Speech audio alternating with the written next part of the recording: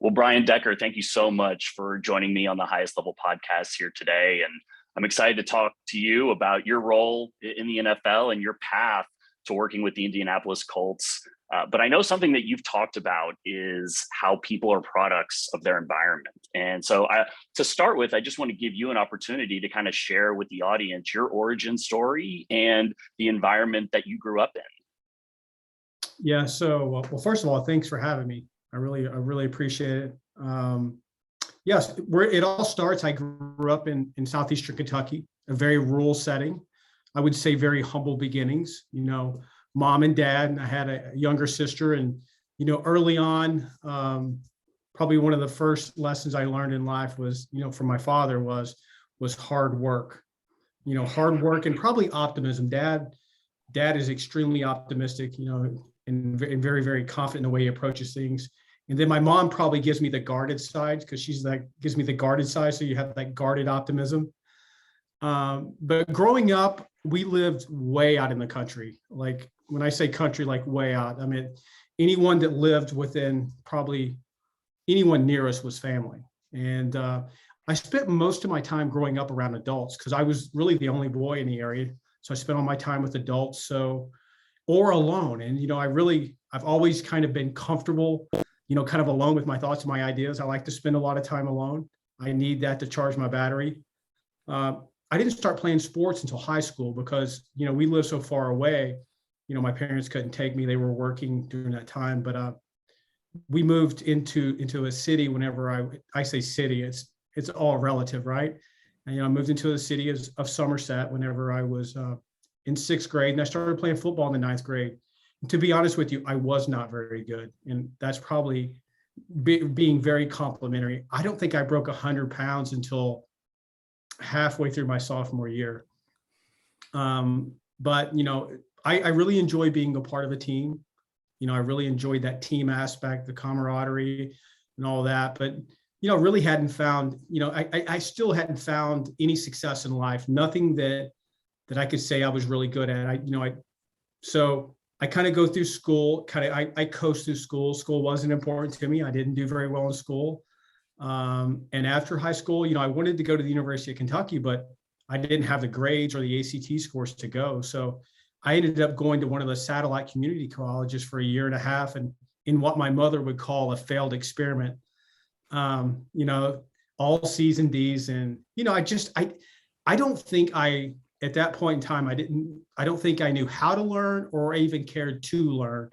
It wasn't something that was important to me. And I was kind of at a crossroads, like, what are you going to do with your life? And it was at that time, there's a history of service in my family. My grandfather served, my father served.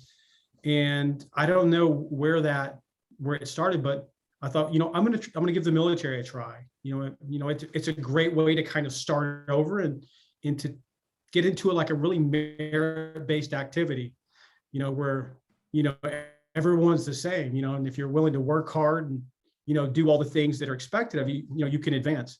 So I joined the military and did really well. I kind of, it's the first thing that I really, I felt like I'm really good at this. I was really good at this. There's the physical aspect. So, though I wasn't a great athlete in high school, one of the things I was a great runner. And, a lot of military training is endurance based. So, I kind of excelled at that. And, I love to shoot. I grew up shooting and doing all those things. And I like that mindset. And it was during that time that, an older gentleman who I worked for asked me, said, what are you going to do with your life? And I didn't really know. I was kind of living in the moment, enjoying what I was doing. And he said, if you thought about going back to school, and maybe getting a commission and coming back into the military as an officer. And I was like, yeah, I've tried that school thing. It's not for me. And this was probably one of those big points where, he believed in me before I believed in myself, and he encouraged me and helped kind of coach and mentor me through that process of taking my ACT and applying to schools. And, I started taking classes while I was in the military. In my 3 years in, I probably got a year of school while I was in the military. And I got out after 3 years and I went to school at Eastern Kentucky University. And it was during that time I joined ROTC, and I knew I was going to come back in the military. And I was able to graduate in 2.5 years. Now I probably had a year's worth of credits going into that. So I do that all the way up until 2001, whenever I just always had this, I think I knew even at a young age, I had an energy. I'll just call it an energy. I had an energy and just an ability to, if I wanted to lock in and focus on something, I could kind of just push everything aside and kind of go that way. And it was probably 1998 when I thought, I saw a pamphlet for recruitment into special forces. And so I started looking into that. But at the time I didn't qualify because you have to have a certain amount of time in service. And so I wouldn't be able to even apply for another 1.5 years. But from that point forward, everything I did in my free time was designed to prepare me to go to selection for special forces. So I went to selection for special forces in 2001, and I was selected. Selection is just more than says, okay, yeah, we're going to let you now go into the training. Now there is a really, really high attrition rate, and it's definitely a high bar to cross, but I felt well prepared for that, and so then basically for the next 2 years, I complete my special forces training to include Arabic language school. I went to survival school. After I completed that, I went straight to Ranger school, so I'm just basically stacking all this training into 2 years.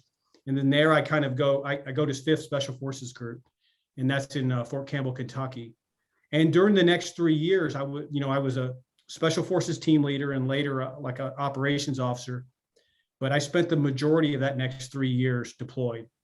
And probably nothing has shaped me more as a person than probably the year 2004. So in year of 2004, I deploy as a Special Forces team leader to Iraq, and we went to Ramadi, and most people don't know the geography of the country, but it's Baghdad, Fallujah, then Ramadi. And at the time, if you kind of drew a circle around that corridor, it was probably the most contested space on earth, probably the most violent area on earth. It was a bad area.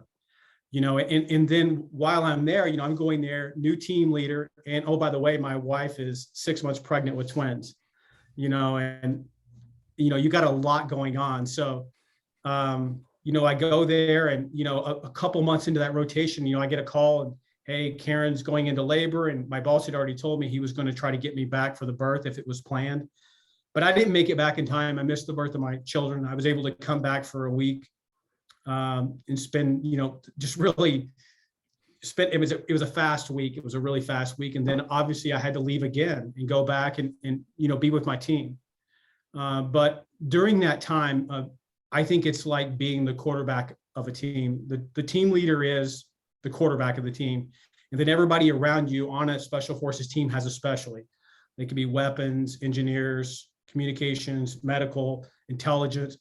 And, it's kind of like a football team. Everybody's got their specialty, and the quarterback's got to be the one that brings it all together. And then ultimately, I don't want to call it the burden of leadership, but it really is. I mean, you're responsible for 11 other men's lives. Every time we left our compound and went on a mission, I'm responsible to ensure that, we are well trained, that we have a great plan, that it's been rehearsed, and we've accounted for everything, because it's during times like that when you have to kind of confront mortality. People in my unit are being killed, not under me, but like in my unit, people are dying in Ramadi daily, the Marines and the other units in the area. You had to think about that. So I had to think, should John or Owen or one of my men be killed, if I would have to make that phone call to their wife. And, the one thing that I wanted to say, I wanted to be able to say truthfully is that, we did everything we could the right way. We were well trained, we were well prepared. I felt like I was surrounded by the best people in the world, but, at the end of the day, chance is part of that equation. And so during that time, you have to learn to deal with incredible pressure, incredible stress. You have the stress of performance and responsibility, but also you have the, I have a family, back home that is depending upon me. And, it's in the way combat is, it's not predictable. It's not like a game day where, at 1:00 on Sunday, you cross the lines, you can get into that game phase. It's every day. It's every day, it's all day, and you never know when it's going to be. Rockets fall on your compound. I was in country 6 hours before I was shot at with an RPG and it hit beside my truck. Had he been a better aim, I wouldn't be talking to you now. And so that was and one thing that we weren't taught, we were selected because we were mentally tough and we were resilient, but we really weren't taught the tools on how to manage that kind of stress or pressure, because I always tell people ask me, like, what is it like? And I say, have you ever snuck through the house at night, like trying to tiptoe through the house? And they're like, yeah, without making any noise or waking you up. And they said, yeah, I know what it is. And I said, well, remember how your face feels, your jaws, how you carry all that tension in your face when you're doing it?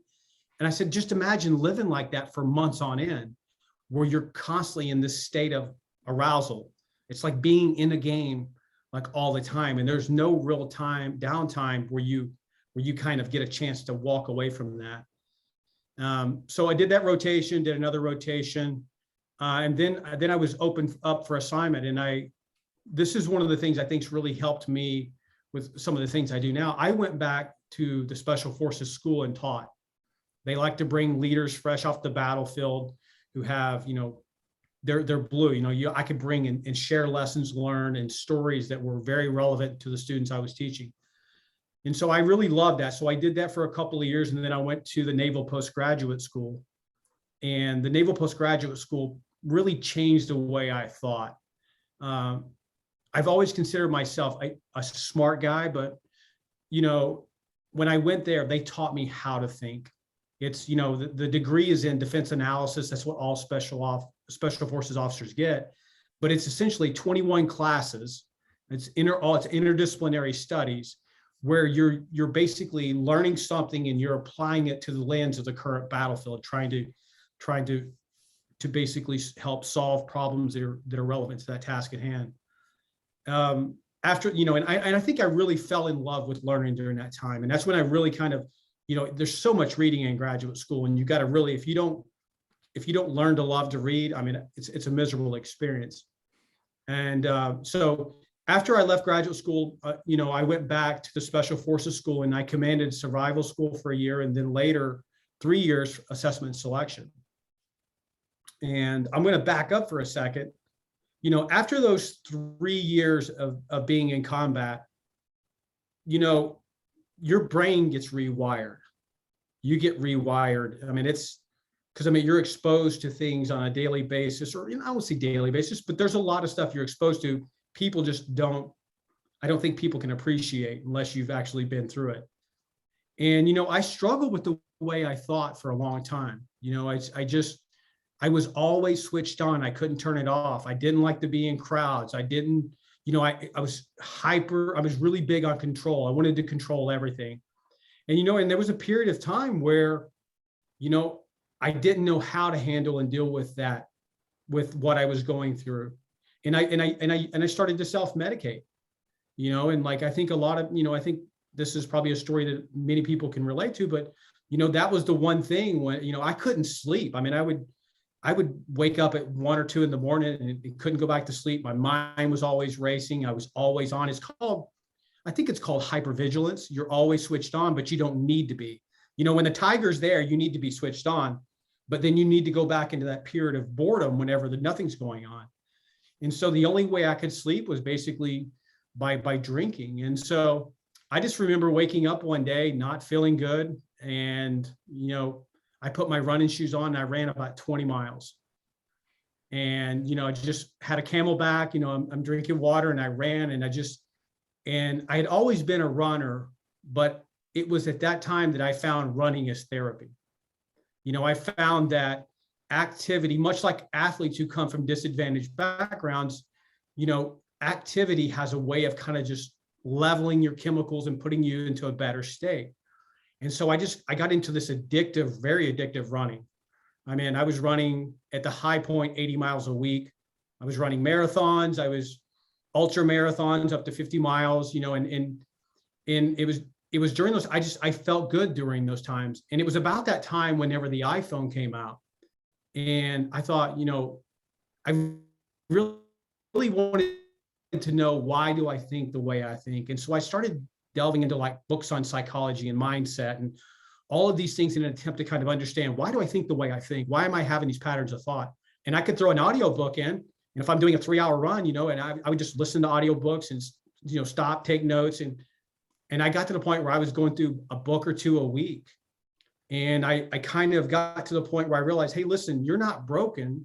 It's normal to think the way you do based on these experiences, but you have a choice. You can let that adversity, that experience make you a worse version of yourself, or you can allow it to make you a better version of yourself. And it's really the choices that you make. And for me, I chose to see it as something positive. And so I began to grow and learn from that.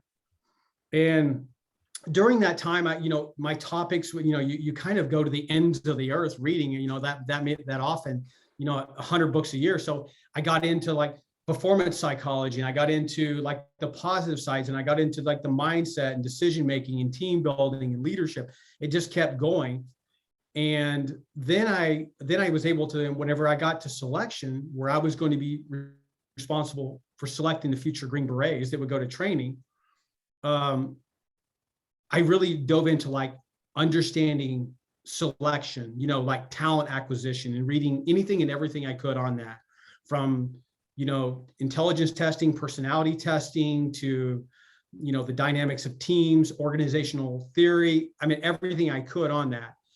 And that really helped me during that time in selection, really kind of build out the skill set that I use today. Because when I got to selection, and think about selection, it's a lot like the draft, just acquiring a player.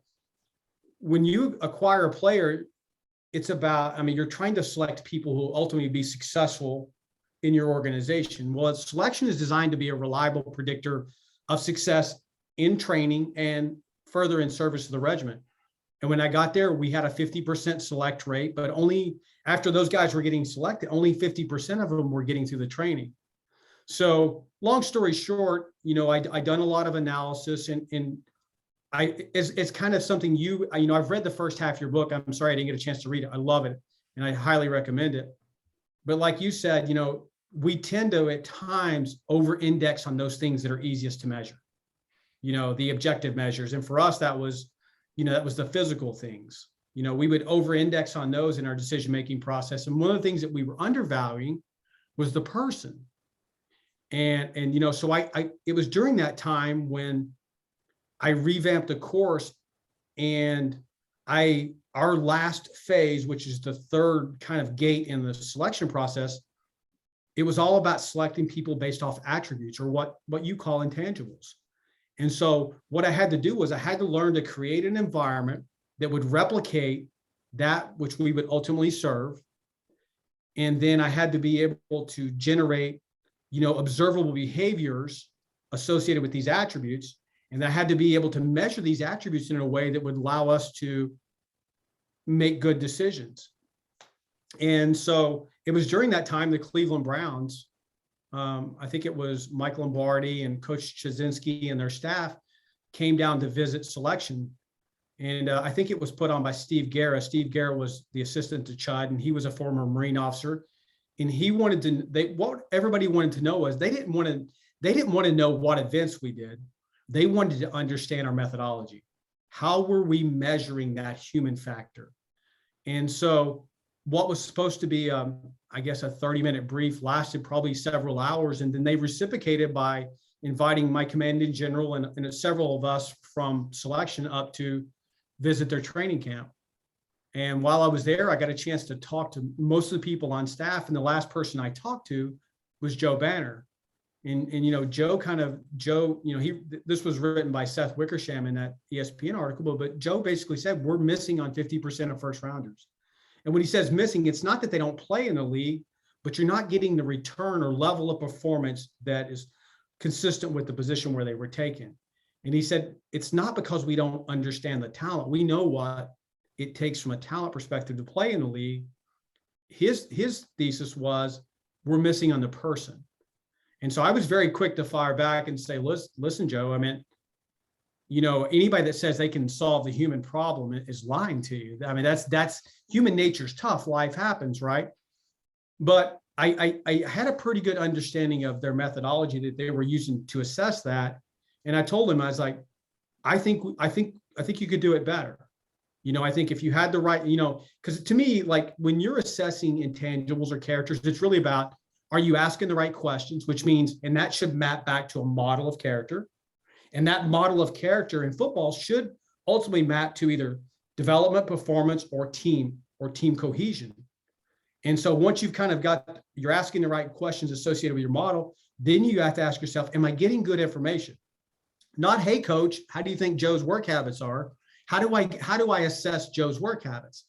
And then lastly, once you've got good information, how do you turn that into an assessment that allows Chris Ballard, when pulling that card off the board, to reduce the uncertainty associated with that decision? Because listen, I mean, think about it.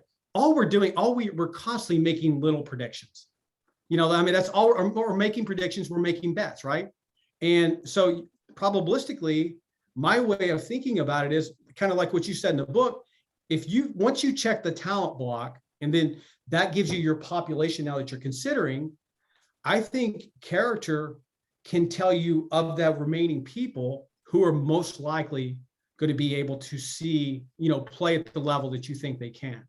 And so to me, that intangibles or that character, being able to give that, being able to measure that in a way that reduces uncertainty, I think that ultimately helps in your decision-making process.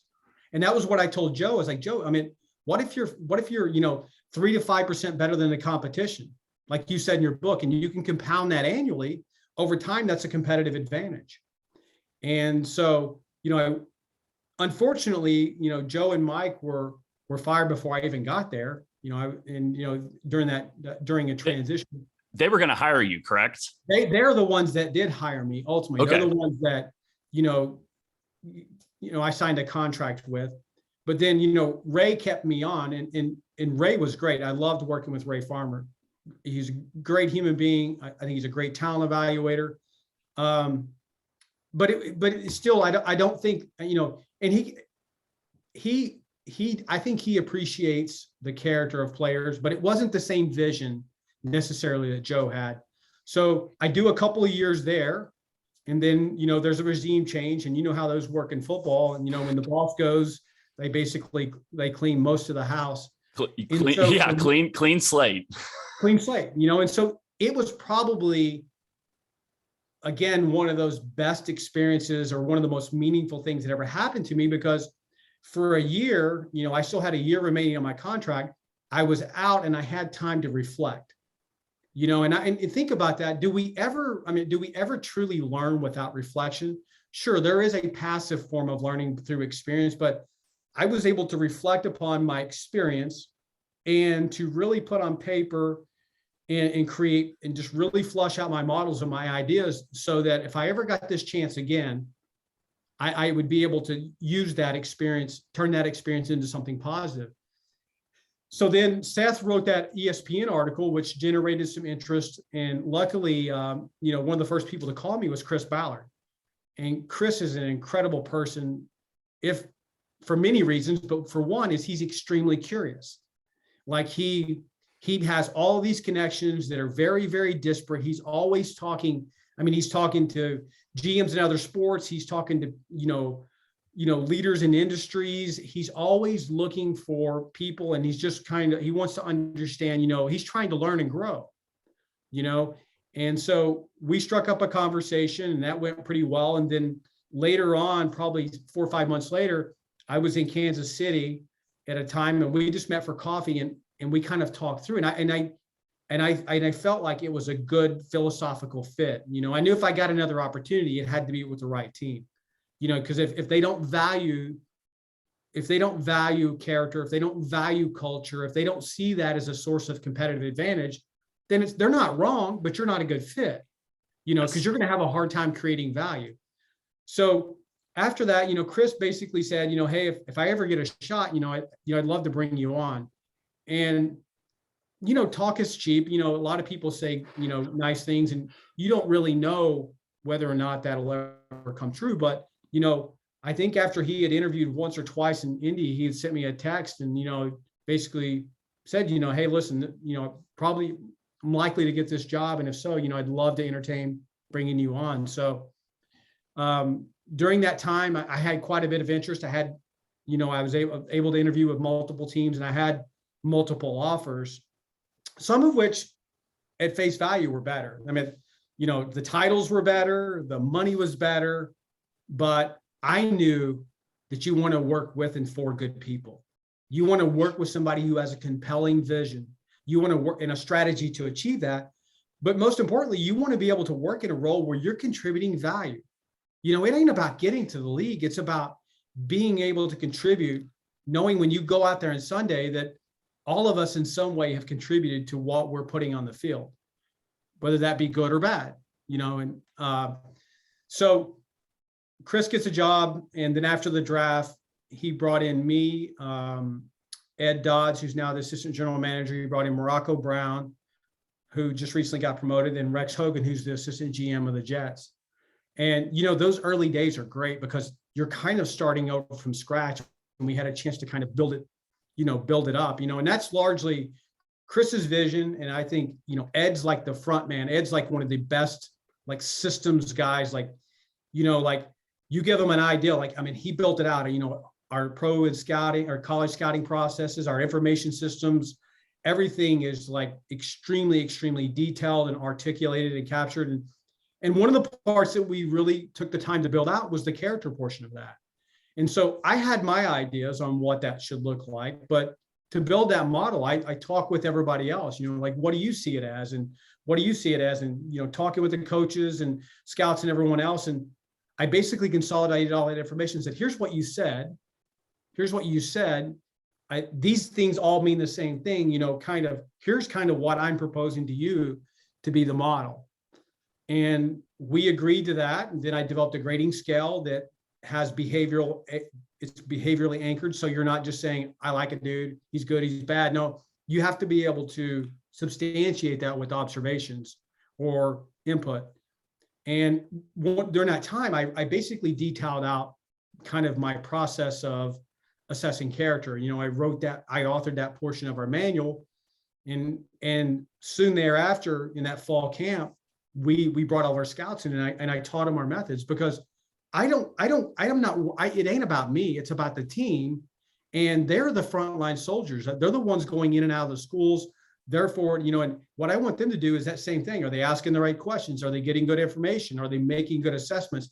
They build the foundation of that assessment, then allows me in the spring to come to talk to the player. And that's where I come in, is talking with the player and doing that next level of collection, and then trying to integrate that all in to come into an assessment. So I know that's not what you were looking for in an origin story, but that's the timeline. That's how I got to where I'm at today.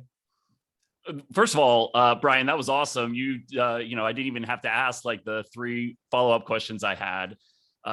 So many great nuggets in what you just shared. Also, I think it's kind of interesting. You had these job offers where the tangible aspects of the job offers were better at other places, but the intangible aspects of the Indianapolis opportunity obviously was immense. And I love that you kind of pointed that out, because you can get to the NFL or you can get to the highest level in your profession. But like you outlined, the fit is so key, especially when you're talking about something that you specialize in, which is for a long time has been seen as an immeasurable trait, and these immeasurable character traits. And I wanted to ask you, you made a comment about creating environments for assessing character when you took over for the Special Forces talent assessment. And obviously you just kind of outlined the beginning of the Chris Ballard regime in Indianapolis. And just talk about your mentality as you create those environments for assessing character, and what are you trying to do to blend that with the talent assessment practices that are already in place or industry standards? Yeah. Well, luckily in special forces, I control the environment. I've got them for 24 days. I can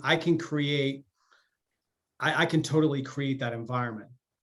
In football, you don't necessarily get a chance to create that environment. You have to look at where are those touch points along the way. Once we say this is what we're looking for, then you have to almost have like a collection plan. Where am I going to go to get these observations? But for me, the environment's really been the interview. Probably nothing's been more important to me than the interview. Now, I realize that, a lot of the analysis on interviews, they put them down low. If you look, I think if you, Laszlo Bock, I think, the chief people officer for Google, wrote a book about his time at Google and running their people function. And he talked about the analysis they had done in selection methods and what was most predictive of success. And, obviously, when you do those meta-analysis, the number one is typically intelligence. Number two is typically personality factors. And then interviews kind of fall on down the line. And I understand that interviews can be problematic, but if you do those the right way, in a very structured manner, in a consistent manner where you can kind of compare across time and you're doing things to control for biases, they can be a very, very, very big part of the evaluation. And so for me, essentially, the environment that's created for me, the opportunity that's created for me is that I get to spend about roughly an hour.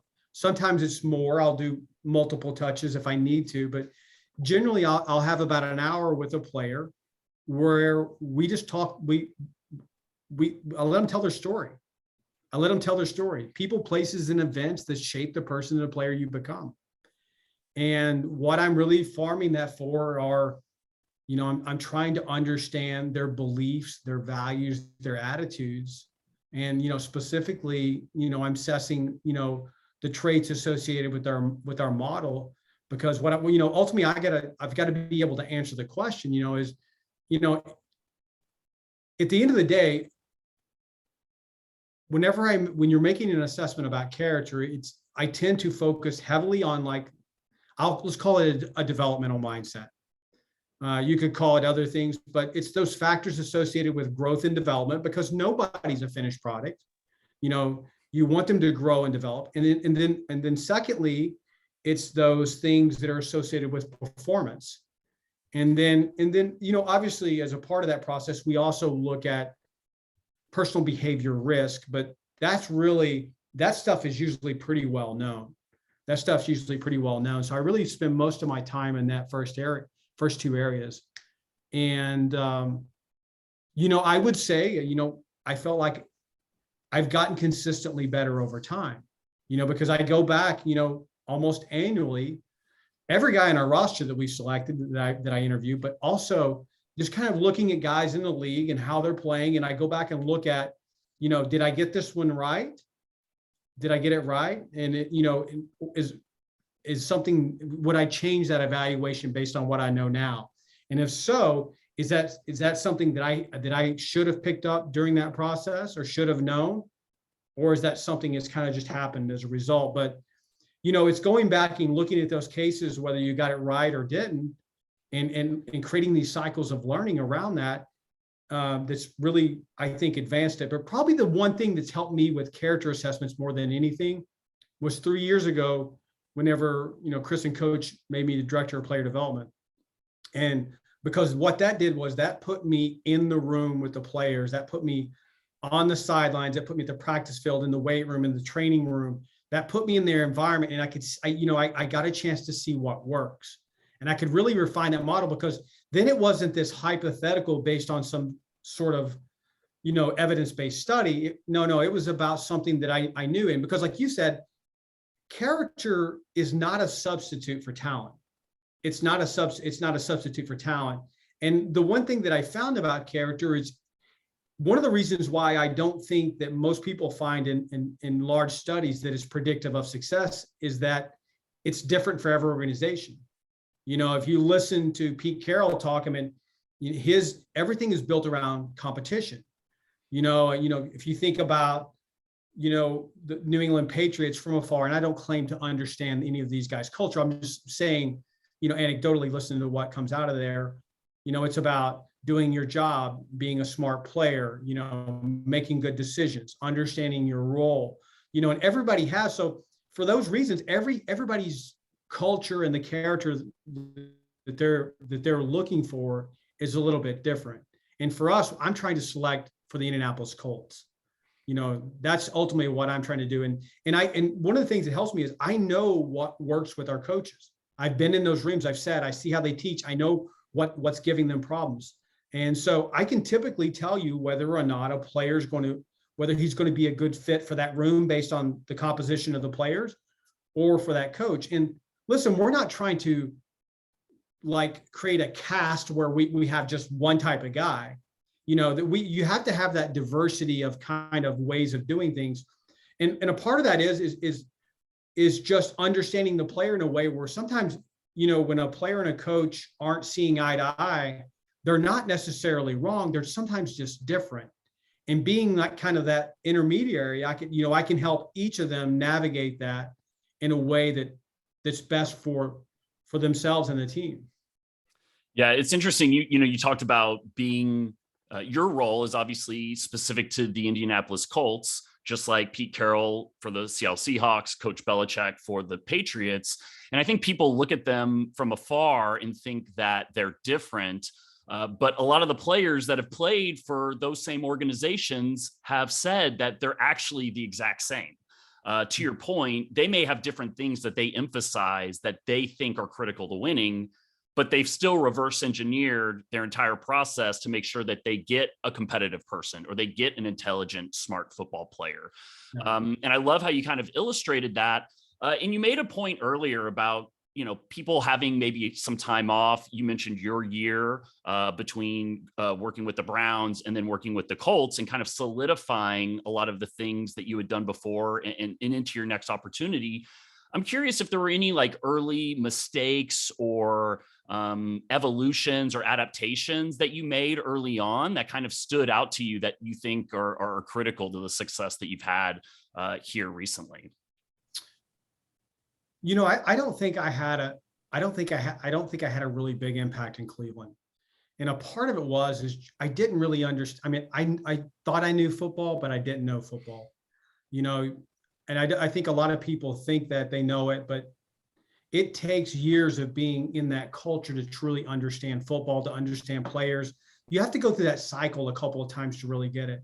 And I'm greatly appreciative for the Browns because they paid for my education into the NFL. They did. And I would say that more than making my mistakes, I was just naive. I was naive as to, I don't think my beliefs, my values or attitudes have changed, but I kind of know how better to assess those and how better to bring those to bear now in a football setting. That I would say that more than anything. And I think probably one thing that most people over-index when they look at character in football, and I don't think this is as much today as it was maybe in the past, is they really were looking at things. They were basically moving players up or down or off the board based off of things that didn't impact development or performance. So to me, is personal character, is that life they live away from football important? It is, but it's the stuff that they do associated with the sport that's most important. And I'll be honest with you, I think we believe we can change people, and I think that's a good way of kind of thinking, because you want to believe that you can bring out the best in everyone, but I found that it's pretty difficult to change people. It's pretty difficult. I always like to joke with whenever we're talking about someone, I say, did you see the stripeless tiger at the zoo? And they're like, what are you talking about? I'm like, tigers don't lose their stripes.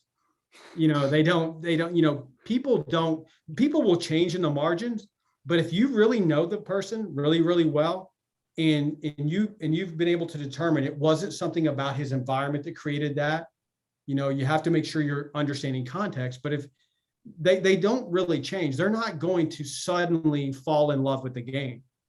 They're not going to suddenly become like these incredible workers with incredible focus and stamina. They're not going to become a great leader. Now, if they have those prerequisites at the sufficient level, you can make them better, but I don't think you're going to change people, because in order to change them, I think foundational to our character is personality factors. It's the ocean: openness, conscientiousness, extroversion, agreeableness, and neuroticism. The studies of the big 5 personality factors have found that they don't really change over time. They've done meta-analysis where they've tracked people over 40 years, a large study, and people just don't change. And why are personality factors important? Well, they're kind of presets that drive the way you behave, the way you think. But now that doesn't mean you can't work against the grain. That just kind of, if you play without being conscious of the way you're doing things, that's the way you're likely to go. And so once I understand kind of their personality factors, and I can assess that in an interview, or you can give them a test, but you kind of get a good feel for it. Then it's what you want to understand is, what are their beliefs, values, and attitudes? What is their personal narrative? How do they interpret their journey? How do they give meaning to their life? Because how they do that is largely how they're going to view things in the future. The strategies you use to overcome obstacles are going to be very similar. So, for example, one of the questions we'll always have, and any company would have, is how are people going to handle the transition? The transition. And for us in the NFL, how are they going to handle the transition from college to the NFL? In a business, that might be from how do you handle moving from one business to another, or moving from one level to another. So there's a period of transition. So for me to answer that question, I have to find a very analogous situation in the past and understand what behavioral strategies did he use to overcome that? What patterns of thinking did he have? And so I'll just go back and look at it. What did you find most difficult in a transition from high school to college? Talking through that developmental timeline, what does he attribute his rise or those ups and downs to? How did he work to overcome those? What did he learn as a result of those? Because that brings in really that last part. I say beliefs. I want to define these. And I tell this to the coaches, Decker, not Webster, but to me, beliefs are, these things are true. These are things that, coach has a quote, no man becomes suddenly different than his cherished thoughts and beliefs. So I believe, what do they believe is true? Next, I want to understand, what are their values? And when I say values, these are the things that are important. These are the how they go about things that are important in life. And attitude, the third part, is just their perspective, the lens by which they see things. And if I understand those 3 things and the things that I'm measuring, I think we can do it a little better than it's been done historically. Now, I think all teams are getting better at it. I think all teams are getting better. I can tell, just looking at who's taking who where based on, having talked to the player myself. So I think we do have I think across the league, we're getting better at this, but I don't think anybody will ever eliminate the human factor. Right. And you mentioned so many things in terms of finding the person's story that can be difficult and time consuming. And I think, in my experience, especially in college recruiting, like not everybody's putting in that time to go speak to the academic counselor and understand who they are, in the classroom, and other things. And I know that resiliency is something that you're very passionate about. And I just want to hear, like, why is that such a key factor when we're talking about whether it's football or just peak performance in general? Why has resiliency kind of risen to the top in terms of the intangible factors that you look for? Well, I think, first of all, it's worth kind of defining in my words what it is to be resilient when we look at it, because I do think we all use a lot of words that mean different things to different people. So to me, when I think of resilience, there's really 2 components. One is like a strength component, a toughness, where you can withstand difficult times. But there's also a second part of that. It's when it's your ability to bounce back from adversity. And so really, if I like to think of like reading an EKG, if you're looking at an EKG, it's got this like up and down line. Well, to me, when I'm trying to measure resilience, I look at, okay, this is the event. What was the trigger? How large was the response? And then how long did it take to baseline? How long did it take to move from trigger back to baseline? That's a measure of resilience.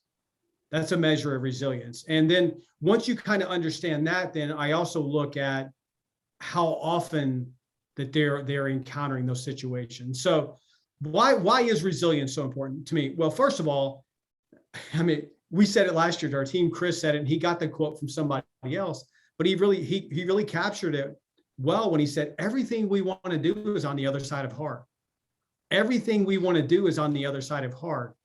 And it's right. You know, if you want to do something great in any field, there's going to be difficulty as you get near the top of that mountain. It's because, you know, I mean, everybody's good. And so to me, one is that in any journey where you do something meaningful, you are going to experience setbacks along the way. Think about us in 2018. You know, we had the fortunate circumstance of starting the season 1-5. If all you're focused on there is just winning and the playoffs and all this other stuff, I think that dream, I think your drive evaporates. But coach was great during that time. You know, he never flinched. Chris never flinched. Our organization never flinched. And all we really did was just kind of simplify over time. We just really, really honed in on the things that we could control. And that was about going out each and every day and trying to get a little bit better, going out and get a little bit better. Whether we win or whether we lose, extract the learning from that so that we're better the next week. And then we were able to win, I think, 9 of 10 down the stretch and then get to the second round of the playoffs. But we were a much better team at the end of the year than we were early in the year. And a lot of that was because we had learned how to face adversity and extract the learning. So why is resilience so important? So my thoughts in a very, very general form on development, just development in general, if you're not uncomfortable, slightly to moderately, you're not getting better. Because it's only when we challenge the limits of our ability and force our body to adapt to those that we make gains. Think about it in the weightlifting scenario. You know, everybody's lifted weights. And if you put 135 on and you just do 135 forever, you will start to see initially you'll see some gains, but you're going to very quickly level off and you're going to plateau. And if you don't continue to challenge, you might even atrophy at that point or become a risk for injury. But so what do we do? We find ways to change the frequency, the intensity, the duration. What are we doing? We're stressing the system and forcing it to adapt. And when it adapts, it makes gains. You know, it's like one of the things I like to ask players, you know, I'll watch them and they're on the jugs machine and they're rhythm catching like passes and they'll go 100 for 100. And I often want to ask them, I'll ask them like, do you think you're getting better? And they most of them will say yes. And I don't know that I agree with that, because what systems in the body are you challenging that's going to force your body to adapt, that's going to make you better? You know, I think in his best, when he was in his best, Julio Jones, what made him special is not that he could catch 100 like this, but that he could catch any ball within a 10-foot or 10-yard radius. So typically when we think of talent, we think of it we can see it in very narrow terms. One of the ways I like to think about it, it's what is the range over which you can execute. You know, everybody, you know, like when we're training and we're doing our fundamentals and technique, we're doing a lot of our work, everything fits just right. But it doesn't play that way. It doesn't play that way. You know, do you ever, like a couple of days ago, Strauss was doing a drill where, you know, he's our offensive line coach, and he started the drill off by the defensive lineman already was in a position of advantage. He already had the drop on the offensive lineman. So what's that do? That places a premium on your fundamentals and technique. It places a premium on, you know, if you, I mean, at this level, if you can't play with fundamentals and technique, you're going to get beat because everybody's good. Everybody's good. And that's the problem is you may not have needed those fundamentals and technique to get here because you were so much better as an athlete, so much better of an athlete. You were so outmatched based on your competition that you could get by with a C-level understanding of the fundamentals. Yeah, 100%. I mean, I've seen this in even some of the best athletes I've been around that haven't achieved really, they may have had some success, but maybe not achieved their potential. And I think, kind of to your point, a lot of it goes back to that growth mindset versus fixed mindset, and how their success has been praised by parents and coaches. I've seen it too, where the biggest misses I've had, particularly on receivers, were guys that when I went back and looked at their film to see where I missed on the evaluation, all of their passes, they're 2-3 yards in front of the defensive back. Yeah. And there's no contested catches on the highlight film. And it kind of like, oh yeah, go ahead, please. No, you're exactly it. I mean, you take a player and out of 100 catches in a year, only 10 of them may be, going back to that environment, only 10 of those may be NFL-like, where somebody is on you, like has you truly covered. You may have them by half a step. To me, I think those are the ones that you need to be looking at, because the ability to execute under those conditions, that's transferable. Those open catches, sure, if we get the open catch, I suspect that they'll make it. But there's not a lot of free running in the NFL where you're just running around wide open and throwing catch. Yeah, if you have 3 feet on your defender, that's pretty much wide open in the National Football League. Well, I mean, to me, if you're slightly ahead of them, you've got something. And really the way I think you have to capture it, the only way you are going to grow, improve your resilience, improve your capability, and learn and grow from those situations is you have to enter difficult situations with the mindset where you're not afraid to fail. You have to see, I have a saying I like to say, make adversity your teacher. Make adversity your teacher. So really what differentiates those who grow from a bad event, like me talking about my time post-combat, and those who don't, it's kind of their mindset. Do they believe that stress is good, or they believe that stress is bad? Do they believe pressure is good, or they believe pressure is bad? Because whether you think you can, or whether you think it is or it ain't, you're right. Whether you think it is or it ain't, you're right, because that's your attitude, that's your perspective, that's the lens by which you do it. If you think it's bad in the future, that's going to cause you to constrain your environment. You're going to pull away. You're going to shy away from those difficult things. But if you see that as opportunity, if you see it as good, then you will move toward the sound of guns, not away from them. Yeah. And what I love about the way that you're explaining it, Brian, is you're kind of equating resilience to a process-driven approach. And you referenced it a couple of minutes ago when you were talking about a lot of teams go down 1-5 to start a season. And if you're results oriented, you're already thinking, well, we're not going to win the Super Bowl. Like we're already 4 games back for our division. Like, what's the point?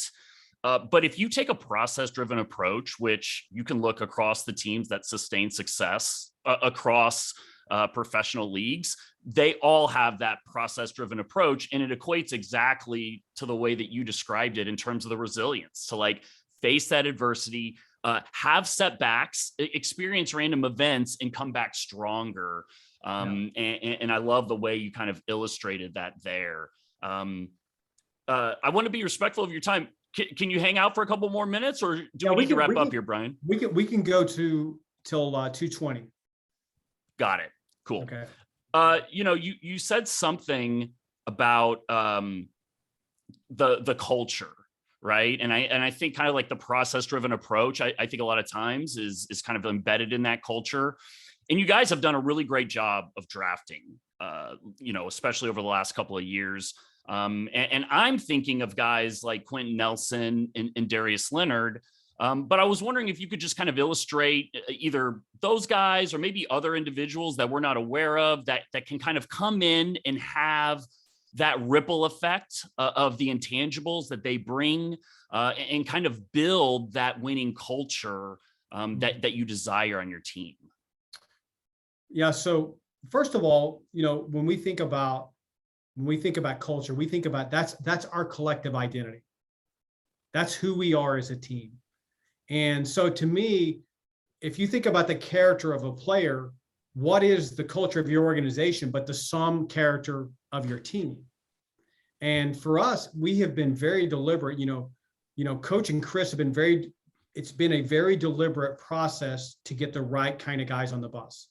We took the time to define what it is that we're looking for in a player. And I think most organizations do that. I just don't see we don't deviate from it as much.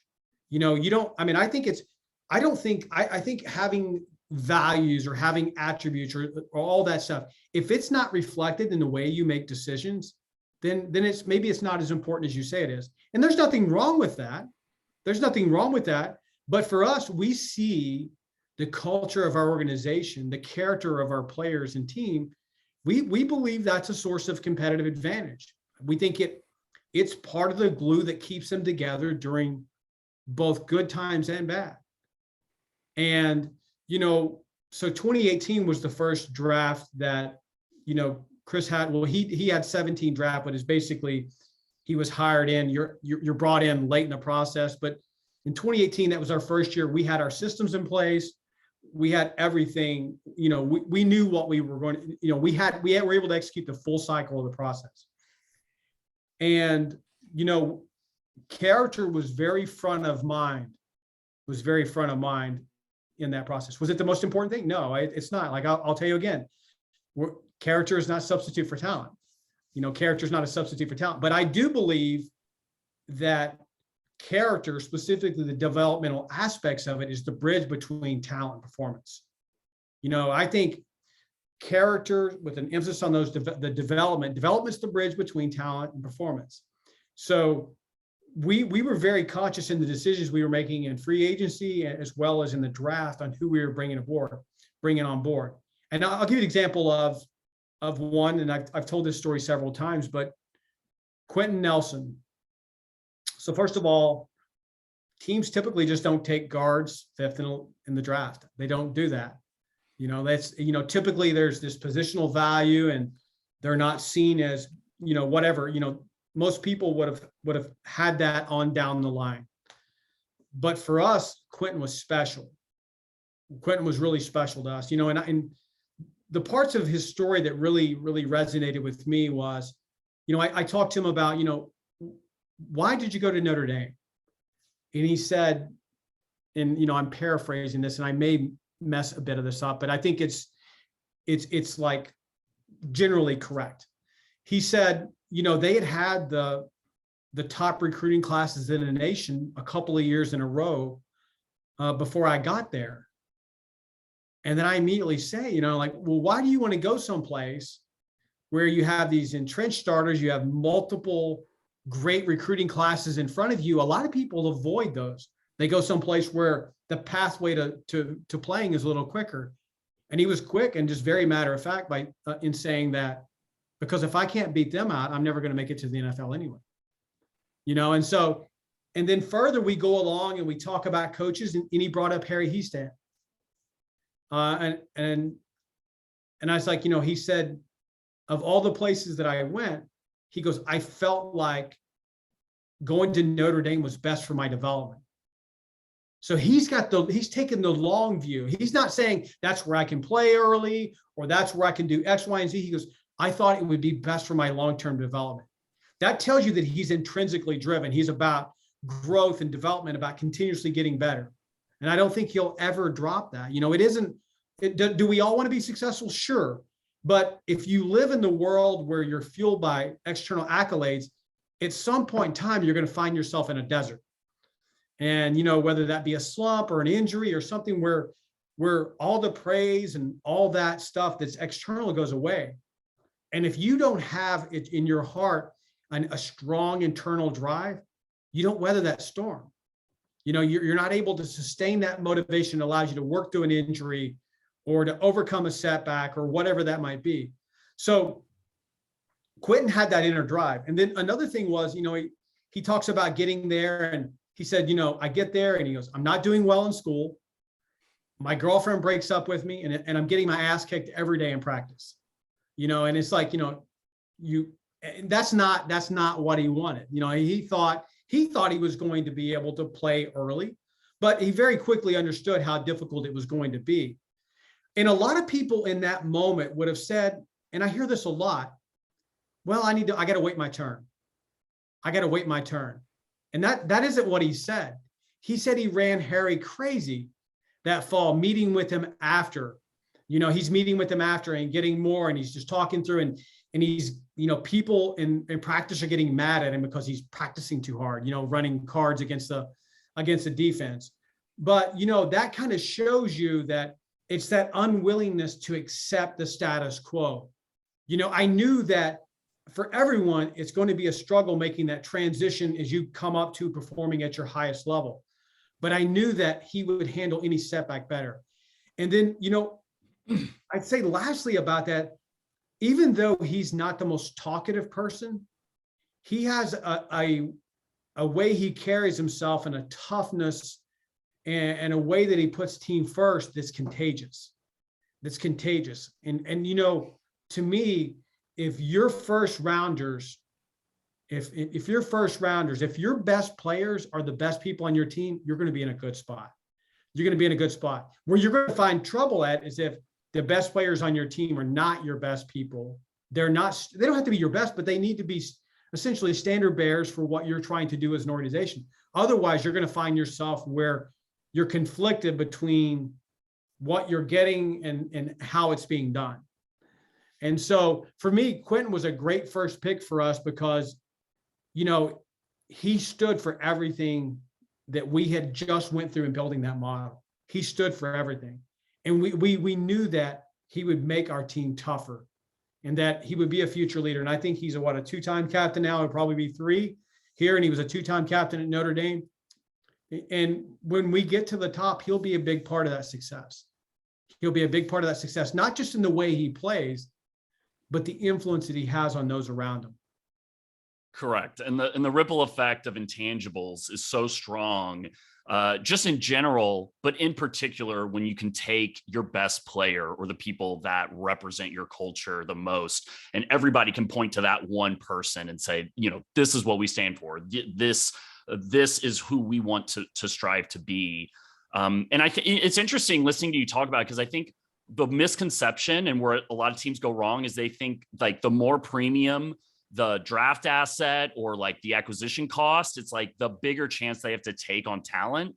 And I think it's almost the exact opposite. It's almost like you want to make sure, you would almost rather have a guy maybe with less talent, not saying that this is Quentin, but the value of the 5th pick in the draft, you don't take an inside interior lineman. Well, if he is going to be a great player in terms of his stature in the league at that position, and he represents everything you want your culture to be, that's a much safer pick. That's a better pick for a lot of teams than just saying, oh, well, we need a shutdown corner or a left tackle. But we don't really know about the character, but man, like this guy's 6'7", et cetera, et cetera. I think a lot of teams go wrong there.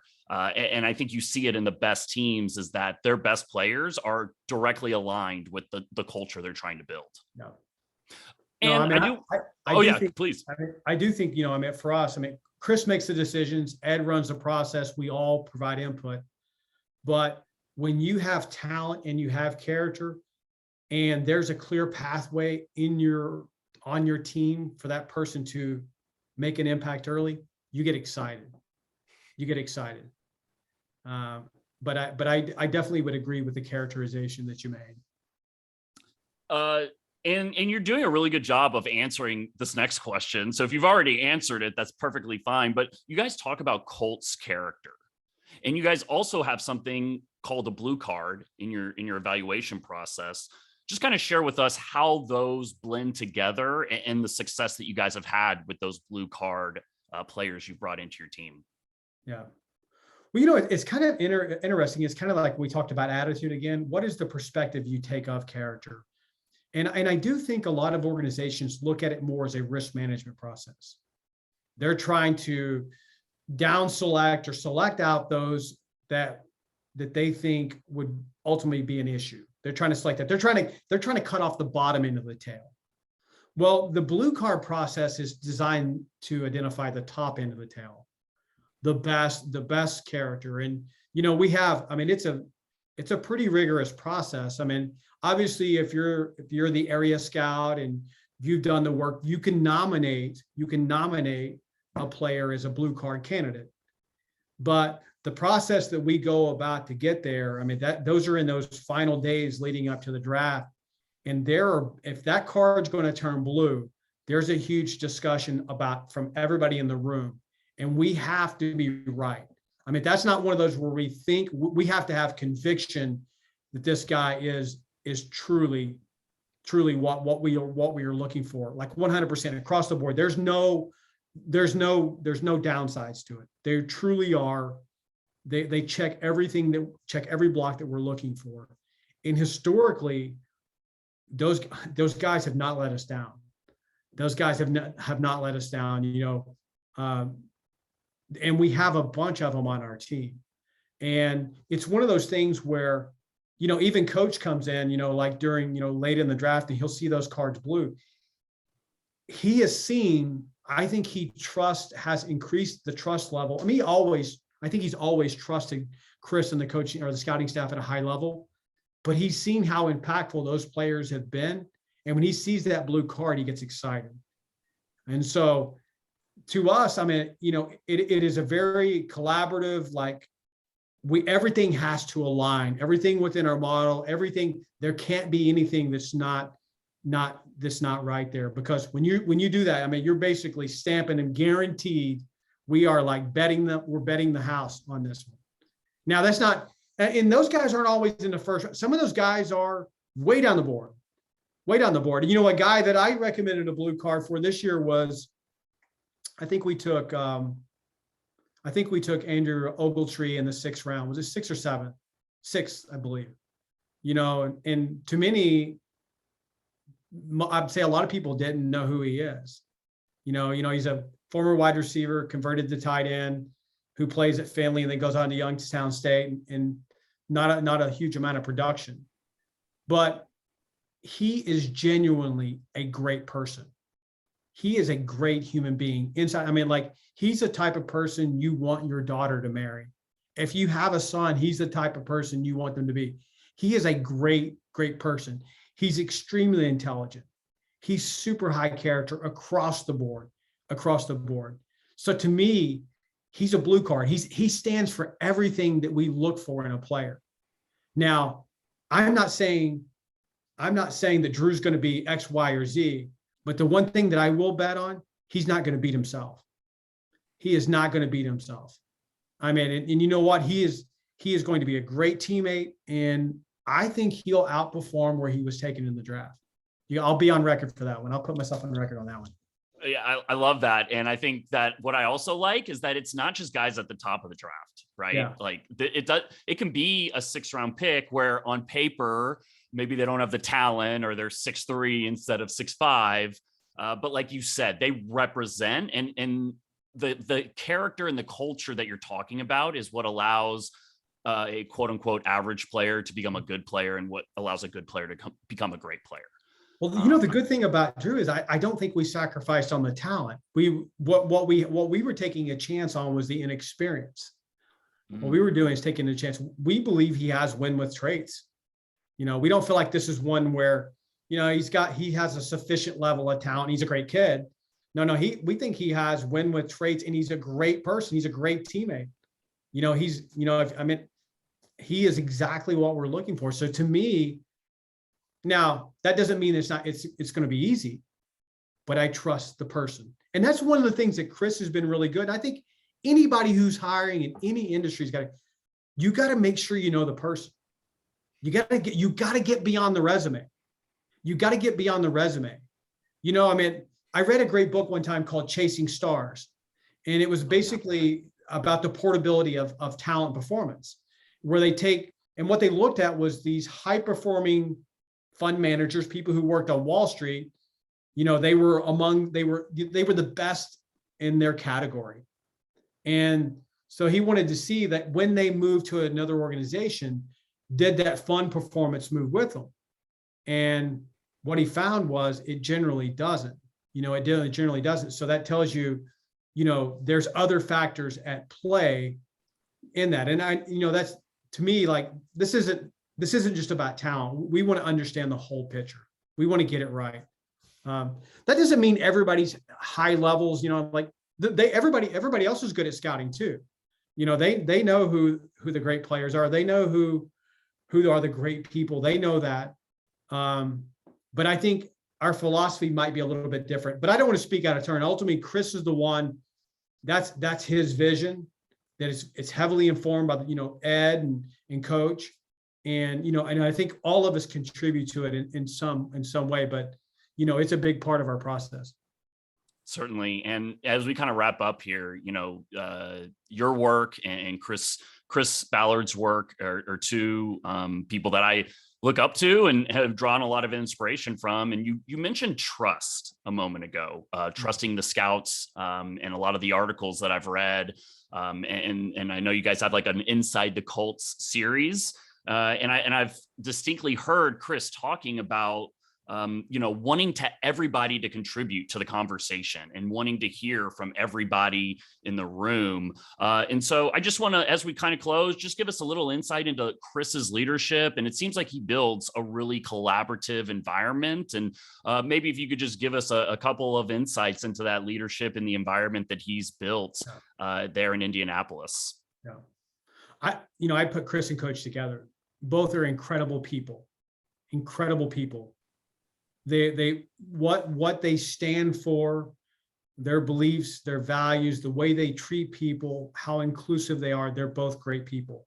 And I think that's one of the things that's allowed our culture to be great, is there's so much synergy between, they're aligned in how they see the world. That doesn't mean they always that they see every decision the same, but, on a philosophical level, on a belief level, on a values level, on a trust level, it's all really, really high.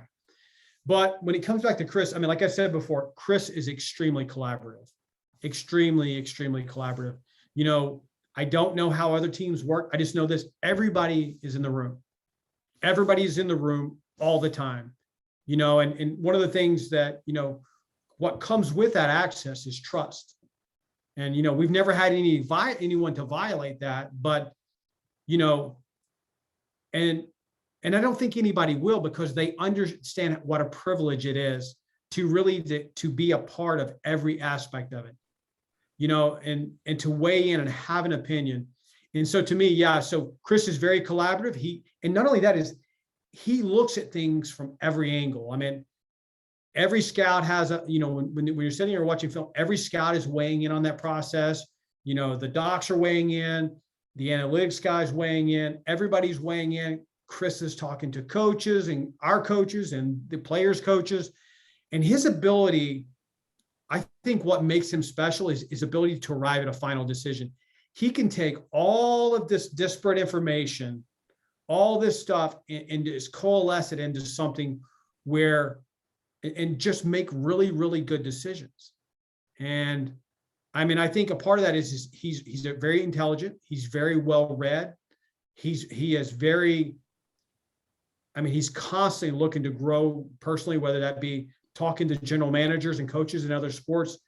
So I think it comes from a great foundation of intelligence and values and, and experience, but everybody's got to vote. Everybody's got to vote in that. And he trusts you. He does trust you. And I think that's one of the fundamental things everybody wants, no matter what job you're in, who you're working for. You want to know you're trusted. You want to know you're trusted. And the way you know that here is that you're in the room. Your vote matters. You get a say. Does that mean they're always going to go your way? No, that doesn't mean that. He has to make that ultimate decision. He's the architect of the roster, and we're all contributors. And I think he just does a great job of blending that all together. And, it kind of goes back to it. That's, I'm super excited to work for an owner and an organization. It's just great. It's a great, great team. And, and to have great, great leadership at the top in Chris and Frank. We've had a lot of ups and downs in our time here. And had we not had that kind of guys at the helm, those could unravel a lesser team with lesser leadership. and that's the one thing kind of moving forward. I know it's like, I just know that I trust them. I trust, people always ask me, what is character at the end of the day? What is the outward expression of character? It is trust. To me, it's trust. That's how you say it. I trust them.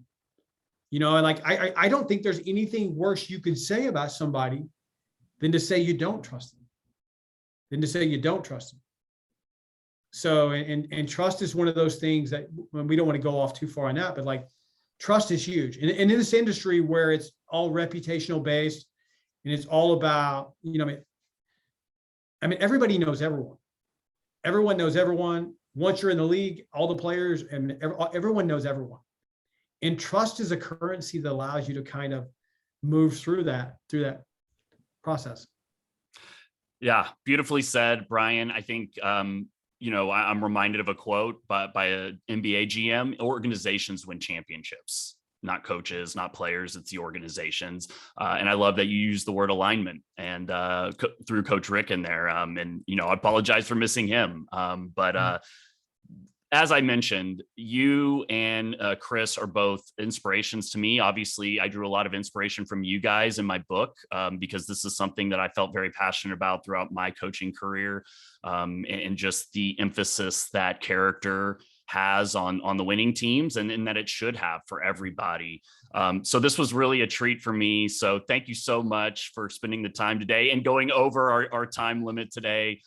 This was really special, and I appreciate you spending the time with me. So thank you so much. No, Evan, this has been great. I love chopping it up on the topic. So, and to me, I grow in the questions you ask. Sometimes it makes me take a little bit different perspective, and like, so I truly enjoyed the opportunity to sit down and talk with you today and to talk about something that really means a lot to me. This has become my life's work. I think I will do this in some form or fashion the rest of my professional life. And, and I feel like I'm just beginning. I feel like there's so much more to learn and do and grow in this area. I totally agree. I tell people all the time, I'm just entering my prime. And, I know that you feel the same way. So absolutely awesome conversation, Brian. Thank you so much for joining me today on the highest level. Thanks for having me.